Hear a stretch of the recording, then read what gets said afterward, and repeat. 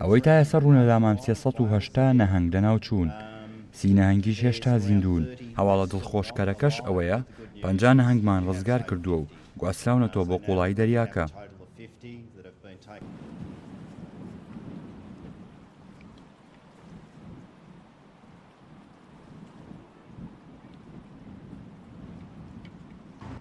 ئەو نەهەنگانی لەناو ئاوەکەدا ماون، هیوای ژیانکردنیان زیاتر لەوانی کەوتونەتە سەر کەناراوەکە، بەڵام بە تێبەڕبوونی کات ئەوانی زیندووشن دووچاری برسێتی و ماندووبوون دەبن و لەناو دەچن لە هەوڵداین بۆ ڕزگارکردنیان و گێڕانەوەیان بۆ ناو سروشتی خۆیان.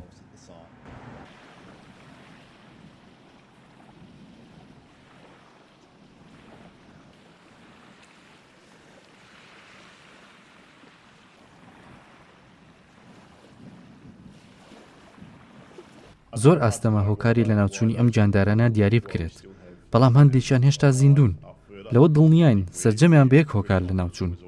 پێدەچێت بەشێکیان کاتیشی زۆر بێت لە ناوچوو بێتن.